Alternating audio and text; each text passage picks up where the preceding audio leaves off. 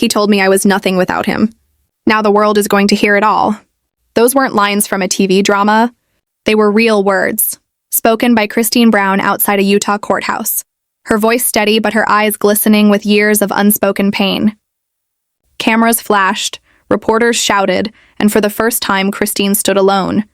Not as a cast member of Sister Wives, but as a woman reclaiming her truth. For years, she had been the quiet heart of the Brown family, nurturing, smiling, holding everything together while her spirit slowly broke. But now, standing before the press, she wasn't a wife or a TV personality. She was a survivor ready to speak. The lawsuit that changed everything. Kody Brown filed a civil lawsuit against her former husband, Kody Brown, accusing him of emotional abuse, coercive control, and financial manipulation. It wasn't about custody and it wasn't about money. It was about control, the kind that doesn't leave bruises but scars the soul. Her attorney, Mara Jennings, stood confidently before reporters and said, "This case is about control, the kind that doesn't bruise but scars."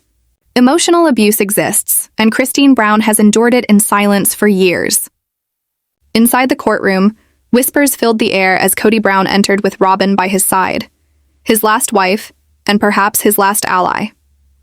His lawyers dismissed the lawsuit as a bitter act of revenge, but Kody didn't flinch.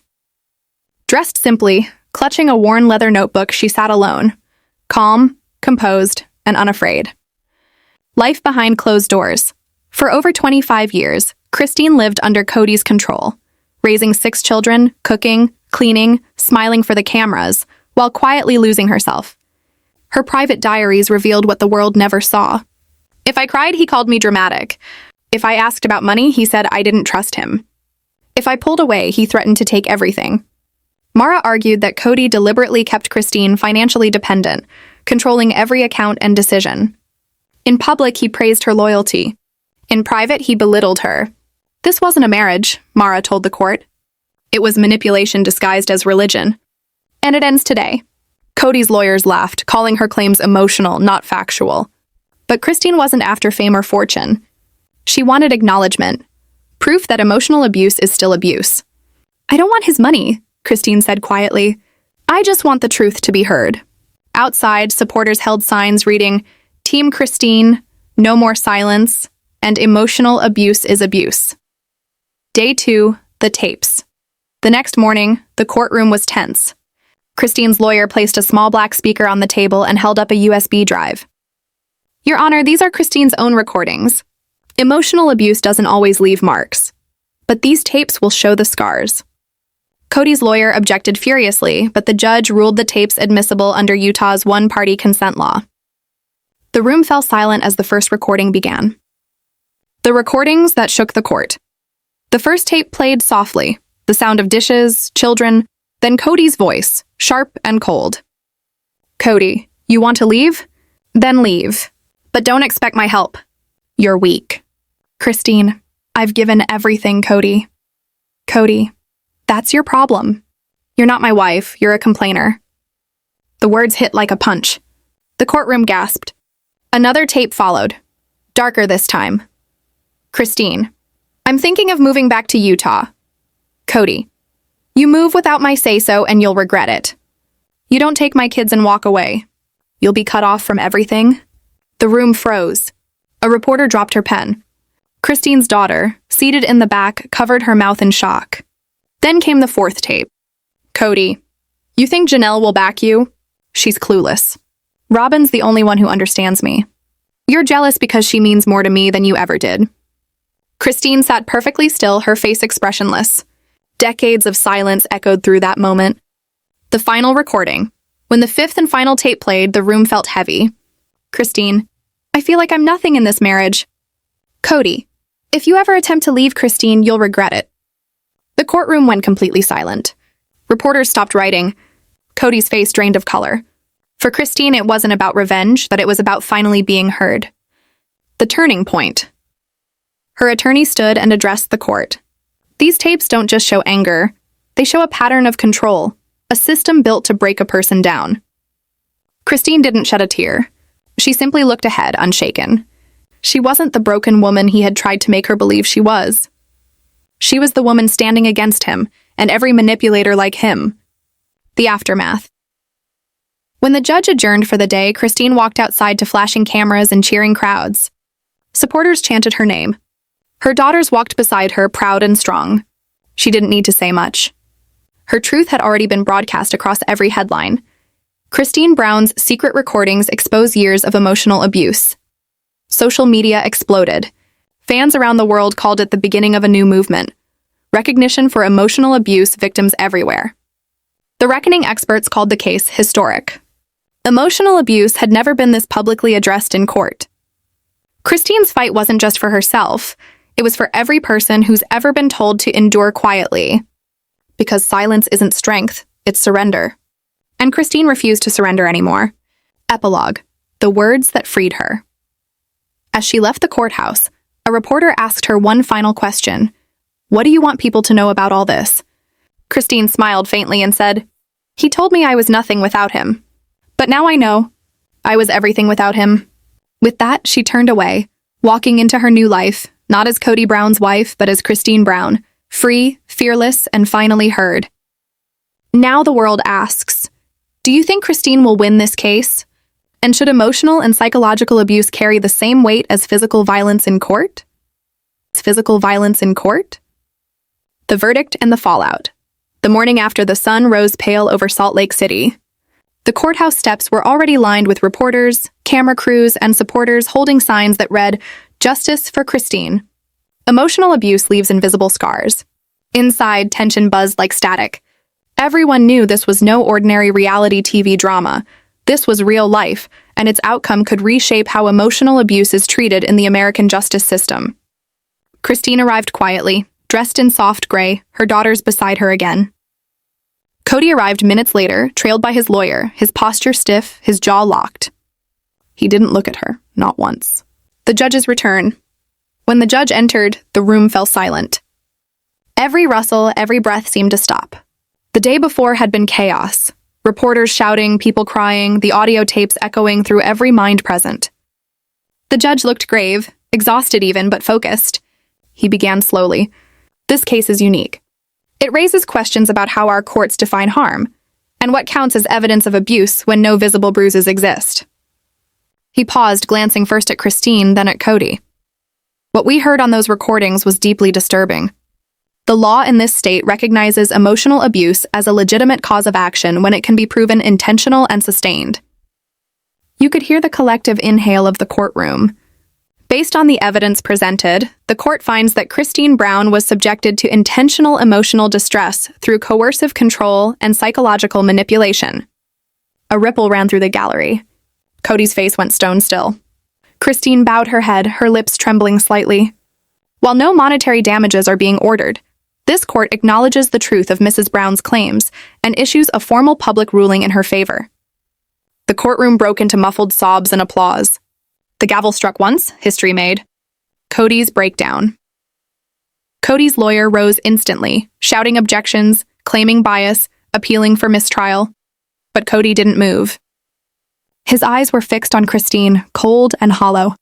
For years he had been the center of control. Now he was the one losing it. Reporters caught every flicker of emotion. The tightening jaw, the twitch of his hand, the way Robyn leaned toward him but he brushed her off. As the judge exited, Kody stood abruptly, turning toward the cameras. His voice cracked. "You don't know what really happened. You've only heard her side?" But his words were drowned out by the sound of flashing cameras and the crowd chanting, "Christine! Christine! Christine!" Christine's statement. Outside the courthouse, Christine stepped up to the microphones. Her hands trembled, but her voice did not. For years, I thought silence was strength. I thought if I stayed quiet, the pain would pass.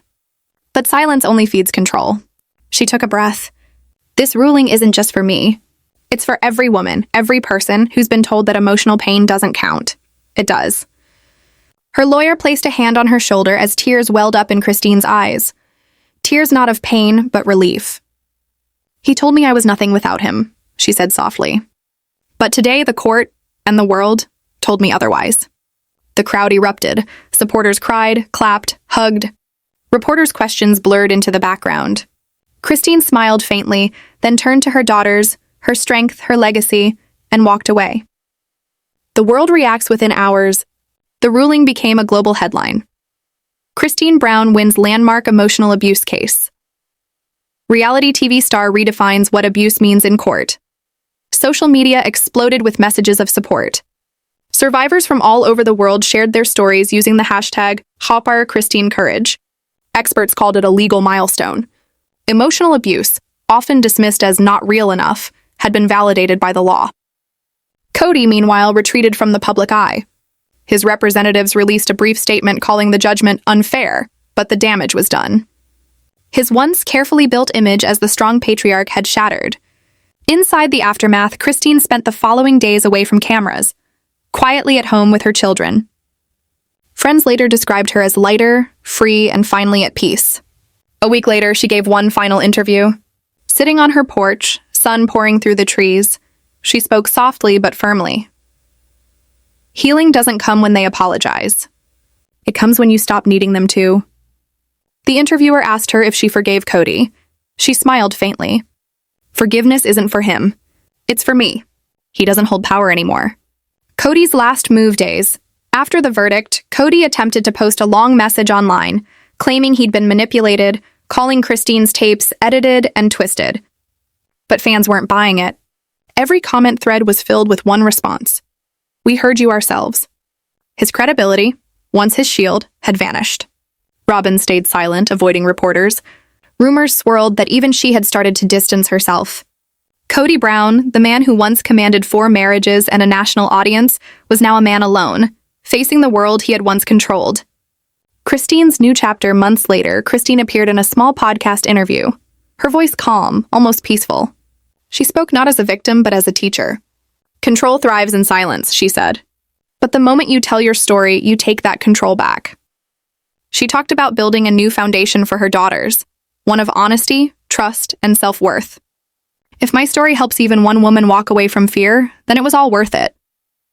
Her new memoir was already in the works.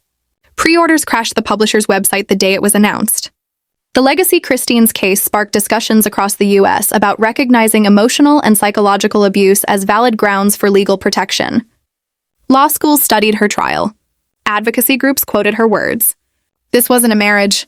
It was manipulation disguised as religion. That line appeared on posters, news panels, and even congressional discussions about domestic abuse reform. Epilogue. Freedom. On a quiet evening, months later, Kody returned to the same courthouse steps. No cameras, no crowd, just her and the cool air. She looked up at the building and whispered, "It's over." And for the first time in decades, it truly was. The world still asks, do you believe emotional and psychological abuse deserve equal weight to physical abuse in court? And will Kody Brown's victory change how society defines real harm? Because sometimes the loudest revolution begins with a whisper that finally refuses to stay silent. Refuses to stay silent. The courtroom turns cold. Kody paused, a long, uncomfortable pause, before leaning back in his chair, his jaw tightening. Then, in a voice almost casual, he said, "Until then, don't expect to be treated special." The words hung in the air like smoke. The entire courtroom didn't gasp or shout. Instead, bodies subtly shifted. A quiet unease rolled through the room, as though everyone had collectively felt the chill of his words. The judge's pen stopped for a moment, then began scribbling something into his notepad. At the front, even the court reporter's fingers froze above the keys. It wasn't the words themselves that struck hardest. It was the tone. Casual cruelty. The kind that doesn't shout, it slices. Kody's attorney, Mara Jennings, rose slowly, her expression calm but her voice razor-sharp. "This isn't a woman scorned," she began. "This is a woman scarred by years of verbal degradation, financial restraint, and manipulation wrapped in religious doctrine.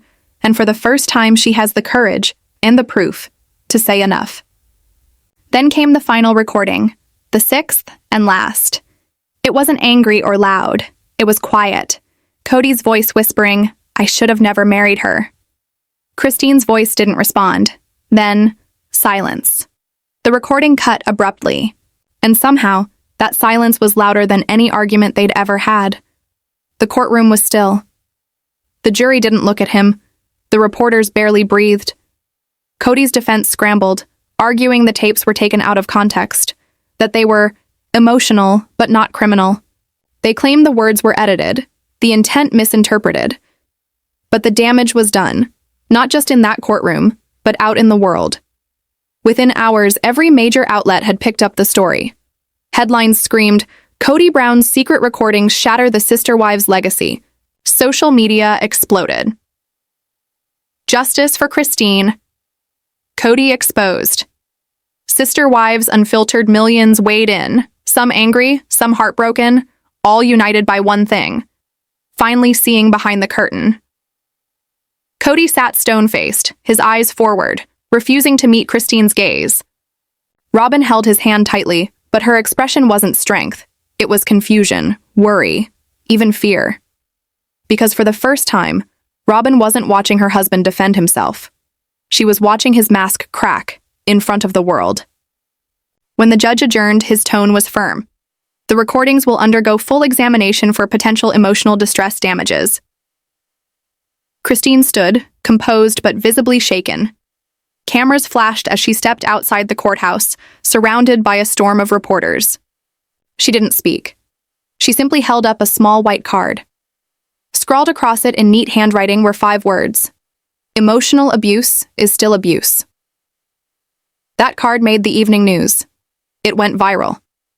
He never thought anyone would hear his words. Now they were on record, forever.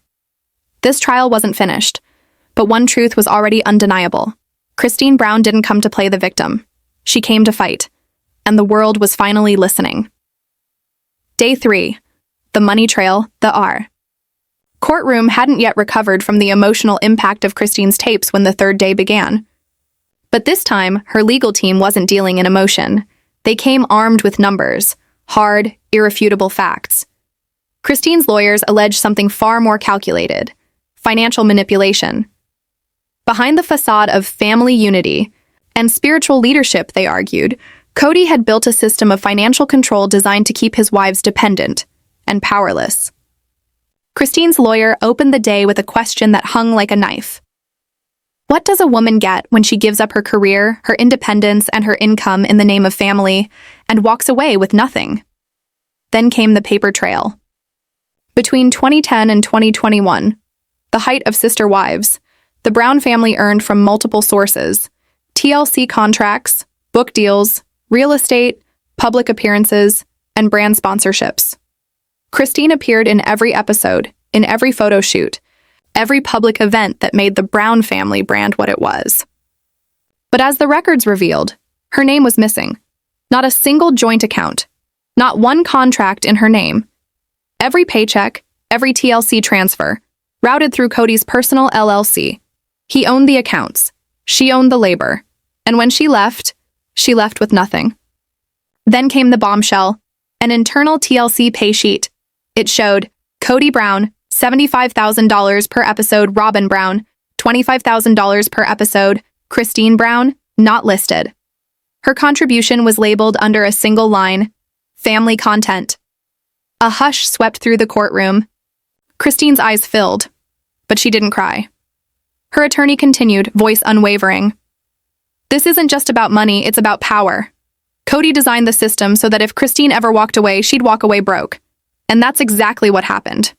Then came the day's surprise witness, Janelle Brown. Known as the practical, logical, number sister wife, Janelle walked into court holding a folder. She testified voluntarily, shaken by the tapes she'd heard the day before. Under oath, Janelle stated plainly, Kody handled all finances. He discouraged separate accounts. Said it was for equality, but it wasn't. Asked whether Christine had access to her own income, Janelle's answer was simple. No. Not that I ever saw. The courtroom was silent. Even Kody's defense team stopped writing. Then, Christine's lawyer presented text messages between Kody and Robyn. Kody had written, Christine keeps asking about the TLC funds. She's starting to act entitled. Robyn's alleged reply, you told me you'd handle it. Don't let her get any ideas. Robyn's lawyers objected, claiming the messages were private and selective, but it was too late. The image was clear. The financial gatekeeping was no longer speculation. It was evidence. Christine's final testimony. When Christine took the stand again, this time she wasn't angry. She was steady. She spoke about the small humiliations, the kind you don't see on TV. There were days I had to ask Robyn to buy groceries because Kody wouldn't speak to me. Days my daughter needed braces, and I was told to wait because the budget was tight. Then, 2 weeks later, Kody pulled into Robyn's driveway with a new car. She placed a receipt on the table, a $13,827 grocery store transaction, purchased with Robyn's card. "I didn't even have one," Christine said quietly. That simple slip of paper carried more weight than any headline. Kody's defense countered hard, claiming Christine had benefited from shared resources and had no legal entitlement since she wasn't a legal wife. But her lawyer struck back with conviction. She may not have been a legal wife, but she gave 25 years of her life, her work, her motherhood, her image. This case isn't about law. It's about justice. Then the final exhibit dropped.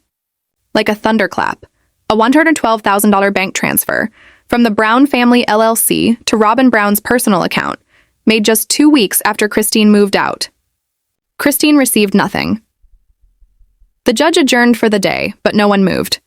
The courtroom wasn't just a legal space anymore. It had become a mirror. A reflection of every woman who'd ever given everything and left with nothing. As Christine walked past Kody, he whispered her name, Christine. She didn't turn around. And in that moment, he looked small.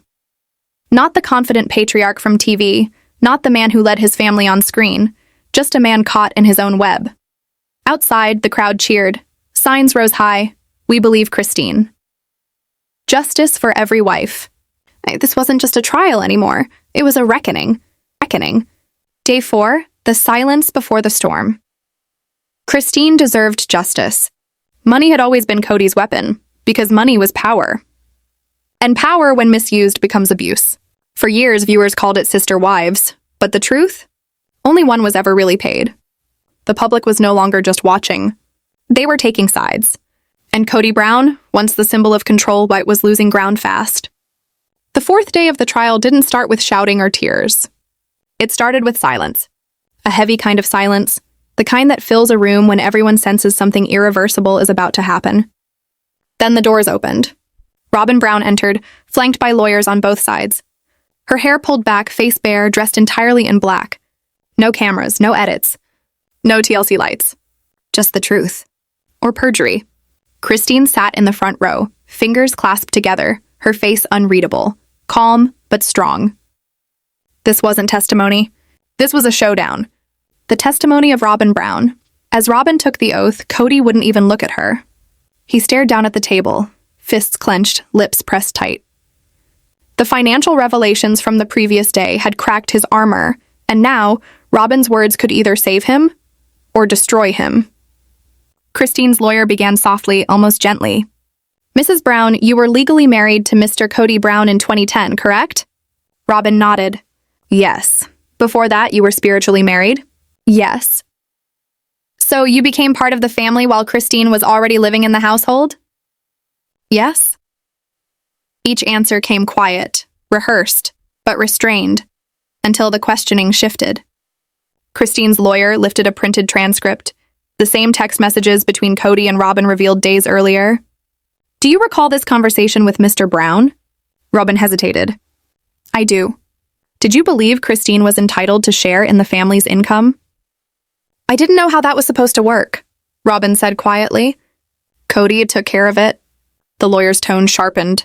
2 weeks after Christine moved out, you received a transfer of $112,000 from the family LLC. What was that for? Robyn blinked. Kody said it was for home expenses. Did any of that money go to Christine? For groceries, for moving costs, for the children she raised? Robyn's eyes dropped. No. And you never thought to ask why? Robyn's gaze flickered toward Kody, then back at the lawyer. No, she whispered. I trusted him. The lawyer's voice cut through the silence. And what happens when trust becomes silence, and silence becomes complicity? The room stirred. Reporters leaned forward. For the first time, Robyn wasn't defending Kody. She wasn't defending Christine either. She was caught in between and struggling to stay balanced. Cracks in the foundation. Mrs. Brown, have you ever heard Mr. Brown speak to Christine in a derogatory or threatening tone? Robyn froze. Then, softly, yes. Can you give an example? There was one time, Robyn said, voice trembling, when Christine asked why he hadn't seen their kids in over a week. He's got angry, said she was selfish, that she was trying to destroy the family. Was that a one-time event? No, she admitted, shaking slightly. It became normal. The courtroom fell utterly silent. Kody finally looked up, eyes wide, disbelief spreading across his face. Even Christine turned her head, quietly stunned. This wasn't TV drama anymore. This was truth, raw and unscripted. Did you ever try to intervene on Christine's behalf? Sometimes, Robyn said. I'd tell him to be patient. But he'd shut me down. Did you ever encourage Christine to leave? Long pause. Then, yes, once privately. Why only once? Robyn's voice cracked. Because I was afraid to. Gasps rippled across the room. For the first time, it became clear. Robyn hadn't escaped Kody's control either. She wasn't just silent. She was scared. The moment that broke the room. Kody's lawyer rose for cross-examination, visibly rattled. Mrs. Brown, do you love your husband? Yes. Do you believe he's abusive? Robyn exhaled shakily. I think he's broken. And he broke others. A low murmur spread like thunder through the courtroom. Do you regret marrying into this family? Robyn looked toward Christine, the woman she'd once replaced in the family dynamic. I regret staying silent, she said softly. Christine closed her eyes. No smile, no triumph. Just quiet, painful acknowledgement. Because sometimes victory comes too late to feel like one. When Robyn stepped down, the courtroom didn't move. Even the judge remained still, as if something sacred had just cracked open. For years, Christine had been labeled the jealous one, the difficult one, the wife who didn't play along. But now even Robyn had confirmed what Christine endured. And the world was watching. The fifth day, Christine's letter. The next morning, the courthouse was swarmed with reporters, fans, and women holding signs. Believe Christine. Financial abuse, nature abuse. Justice for sister wives. Inside, the air was heavy, thick with anticipation. Kody sat hunched, silent, staring at the floor. Christine, across from him, sat composed, her daughters at her side. The judge entered.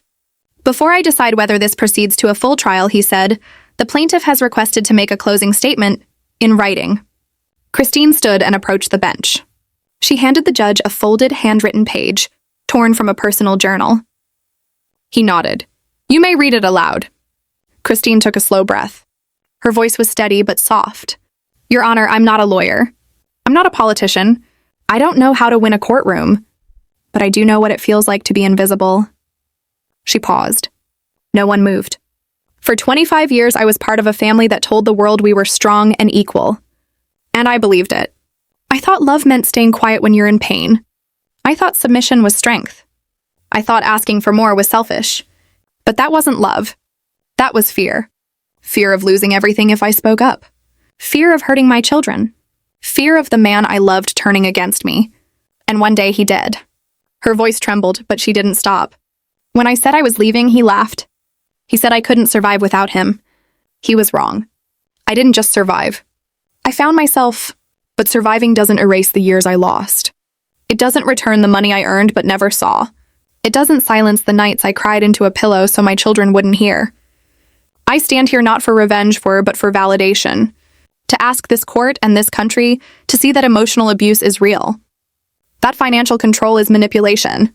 That silence is not consent. When she finished, she folded the letter and sat down. The judge looked shaken. He removed his glasses and spoke quietly. This case presents moral and legal questions that cannot be ignored. While the lack of legal marriage complicates certain claims, the emotional and financial evidence is substantial. I will issue my decision within 14 days. The room buzzed, half disbelief, half awe. Christine rose. No tears, no theatrics, just dignity. She walked out taller than she'd ever stood before. The aftermath news exploded. Christine delivers emotional final blow. Judge shaken by sister wife's letter. Kody Brown's future in jeopardy. Clips of her statement trended across TikTok and YouTube. Women across the world shared their own stories of manipulation and survival. In Flagstaff, sources whispered, Kody and Robyn's relationship had fractured. He'd stopped going to church. Canceled appearances. But Christine? She was back on camera. Not as part of Sister Wives, but as the star of her own series, Unbound. Produced by the same team who once filmed her silence, now filming her voice. Then came the twist. A week later, Christine's lawyer revealed that Kody's team had quietly offered a private settlement, $500,000, a public apology, and a non-disparagement clause. Christine refused. Her response was just 5 words, "I'm not interested in silence." She didn't fight for money. She fought for truth. Weeks later, letters poured in, from fans, survivors, even former crew members. But one stood out, unsigned, just a single line. "You were the voice I never had. Thank you." And with that, Christine Brown, once dismissed as difficult, became something far greater. A symbol, a warning, a voice that refused to be quiet. Because sometimes justice isn't a verdict. Sometimes it's simply being heard. Comment below, should Christine take the deal or go to trial? What would you have done after that letter? Don't forget to like, subscribe, and share this story, because this wasn't just Christine's fight. It was for every woman who's ever been told to stay quiet. Just Christine's fight. It was for every woman who's ever been told to stay quiet.